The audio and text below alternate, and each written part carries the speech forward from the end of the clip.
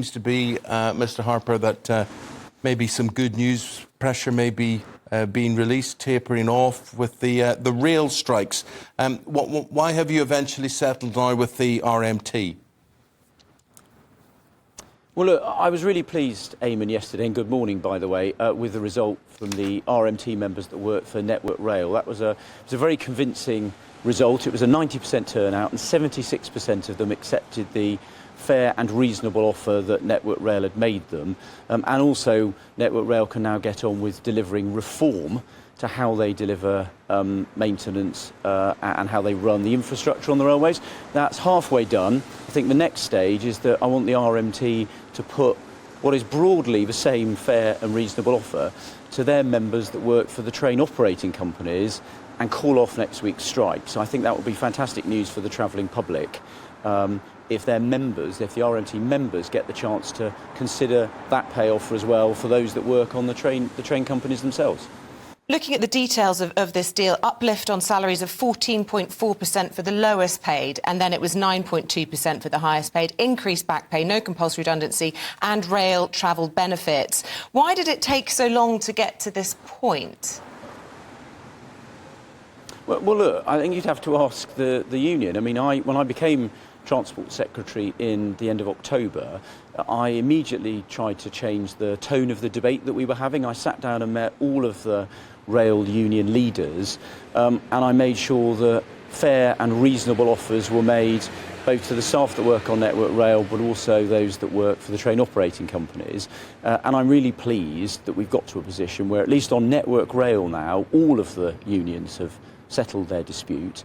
They can get on with delivering an improved, modernised way of running the rail infrastructure. And as I said, what I hope is that the RMT put what is broadly the same value of a deal to their members who work on the train operating companies and give their members the chance to make a decision about whether they want to accept that deal. Ultimately, you know, I think trade union members should make the decision, not their trade union bosses. Transport Secretary, potholes, I presume they land on your desk. I presume they're your responsibility? They do, and that's why you'll know, Eamon, there was an extra £200 million in the budget that the Chancellor made available, which is going to be distributed to councils across the country, on top of the regular funding that they already get from the government to improve the state of the road network. And I hope that extra £200 million Look at the figures that have come out today saying that you need 14 billion. It's all right saying there's an extra 200 million. It needs 14 billion, they're saying in this report.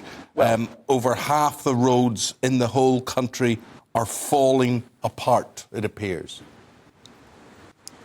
Well, it's the case that we already spend several £billion a year on the maintenance of our road network. What the Chancellor announced in the budget was an extra £200 million on top, specifically to allow councils that have responsibilities for roads to improve the quality of those roads. And we continue to spend several £billion a year on maintaining our road network across the country, as your viewers would expect us to do. Yeah, but you don't really, because you say, right, they filled in that hole, and then you allow that to sit there for 6 weeks, 6 months, whatever, and then some other utility company comes along and digs it up, and the quality of work is shocking, really, in terms of filling in those holes. Well, look, what we do now is we've got schemes in place now that local authorities have the ability to do for managing how utilities work, so that they can insist on utilities having to get that work done within a certain period of time, or else there are financial penalties. So I think local authorities have the powers to manage these things. The most important thing is we have made more money available to local councils to improve the quality of the road network, as well as the money we make available to national highways to deal with the quality of the strategic road network, so the motorways and the A roads, which carry significant amounts of traffic every day of the week. Mark Harper, I want to ask you about this devastating, frankly, report into the Metropolitan Police published by Baroness Louise Casey, 363 pages, which make really terrible reading.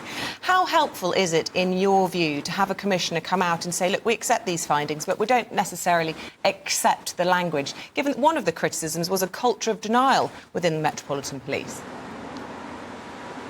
Well, look, I obviously haven't had chance, given it was only published late last night, to read the entire report. But what I did read was that Louise Casey has said herself, and she's written this very hard-hitting and troubling report.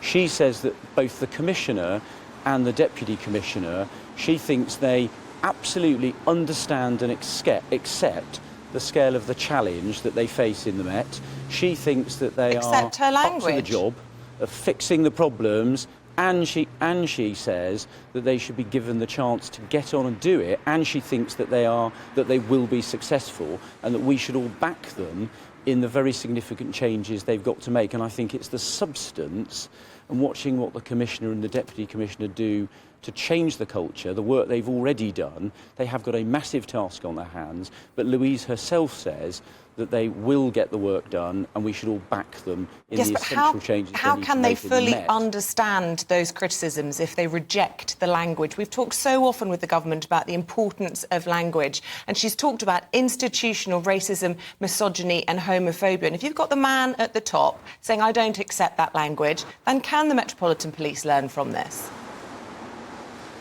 Well, look, I think she's given in her report, and I haven't seen all of it, but I have seen some of the very troubling examples. She said there are examples of all of those things in the Met, and I don't think the Commissioner is saying that that terrible behaviour hasn't happened.